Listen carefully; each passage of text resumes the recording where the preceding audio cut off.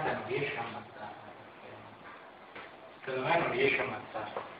Ah, se lo prende proprio. Il cane? No, Il cane vai dietro, ma non sta. ti dà baffonata. Però io non so mica come devi beccarla proprio sulla testa. Con un bastone lungo, lontano. La zappata.